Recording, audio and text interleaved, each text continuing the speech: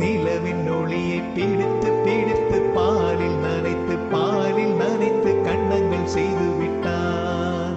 உலக மலர்கள் பறித்து பறித்து 2 பந்துகள் அமைத்து அமைத்து பெண்மை சமைத்து விட்டான். அழகு என்பது ஆண் பல பெண்